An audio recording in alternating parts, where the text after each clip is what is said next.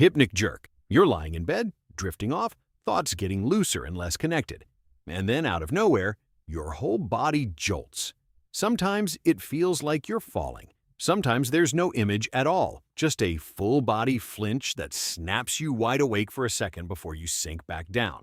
That's a hypnic jerk, also called a sleep start. Almost everyone experiences it, some people every night, some people once in a while. What's actually happening is a small miscommunication in your nervous system. As your body relaxes into sleep, your brain is also slowing your breathing, your heart rate, your muscle tone, all at once.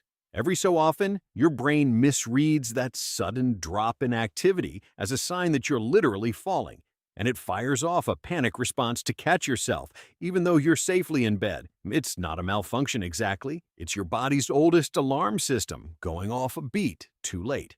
Exploding head syndrome. You're just about to fall asleep, right at that soft, blurry edge of consciousness, and suddenly there's a sound. A bang, a gunshot, a crash, something loud and violent right inside your own head. You sit up, heart pounding, certain something just happened in the room. Nothing did. There's no sound, no explosion, nothing broken, just silence and your own racing pulse. This is called exploding head syndrome, and despite the dramatic name, it's not dangerous. It's actually far more common than most people realize. They just never had a reason to bring it up. What's happening is a kind of neurological misfire. As your brain shuts down different systems for sleep, it doesn't always do it in a clean, synchronized order. Sometimes the auditory system fires a burst of activity right as everything else is powering down, and your brain interprets that random burst as an enormous sound. It's not real, but the fear it triggers absolutely is. Sleep paralysis. You wake up, or you think you do. Your eyes are open, you recognize your room, you know exactly where you are, but you can't move. Not a finger, not a toe. And sometimes it feels like there's something else in the room with you, watching from somewhere just out of view. This has been described almost identically across cultures for thousands of years, long before anyone understood what caused it. People called it demons, witches, a presence sitting on your chest. What's actually happening is a timing error. During REM sleep, your brain paralyzes your body, so you can't physically act out your dreams. Normally, that paralysis switches off the instant you wake up. In sleep paralysis, your consciousness comes back first, but your body is still locked in sleep mode. The figures some people see aren't visitors. They're your dreaming brain still running in the background, bleeding images into a mind that's already awake. Hypnagogic hallucinations. Right as you're falling asleep, your mind sometimes shows you things that were never there. A flash of a face you don't recognize.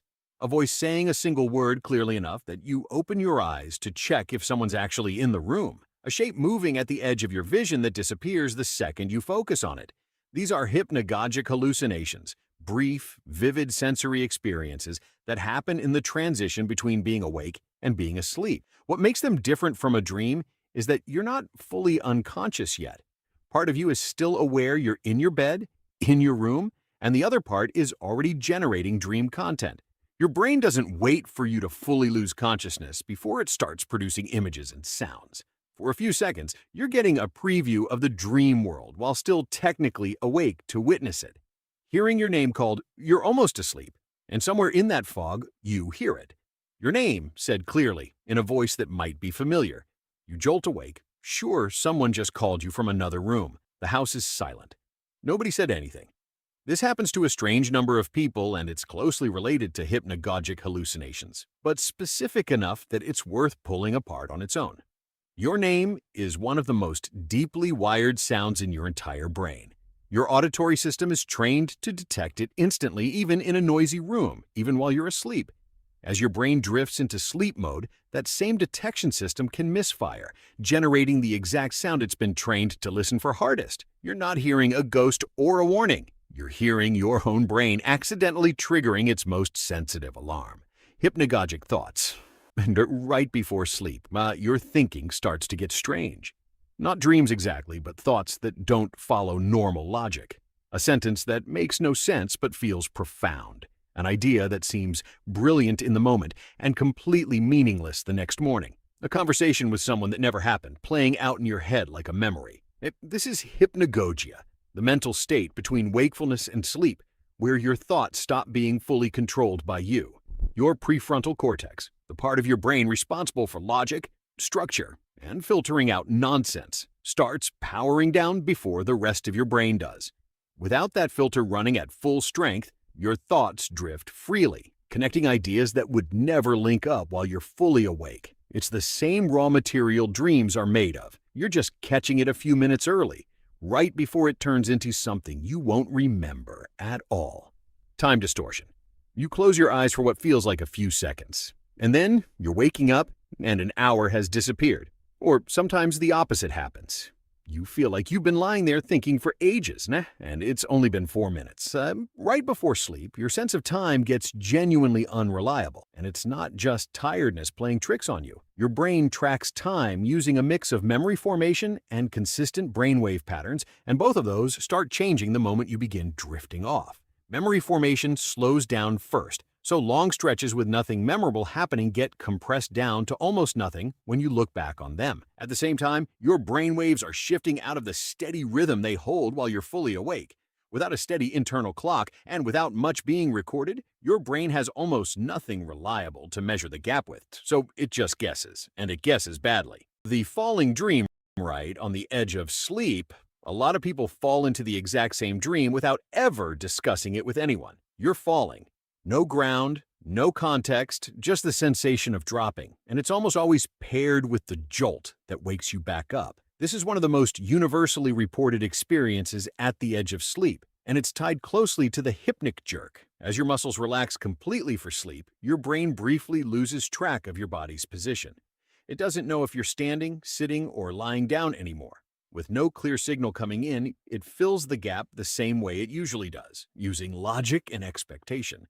A sudden loss of muscle tension with no clear cause reads as one thing to your brain, falling, so it builds a falling sensation to match the missing signal, and then panics you awake to stop it. Vestibular sensations. Right before sleep, some people don't feel like they're falling. They feel like they're floating or spinning slowly or drifting sideways off the bed even though they haven't moved an inch.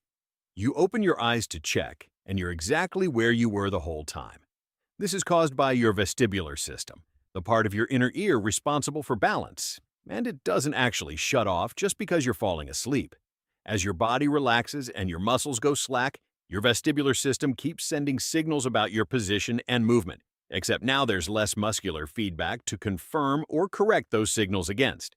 With that feedback loop broken, the inner ear can misfire small, false signals of motion, and your brain, with nothing else to compare it to, just accepts them as real. You're not moving. Your inner ear is just talking to an audience that's already asleep.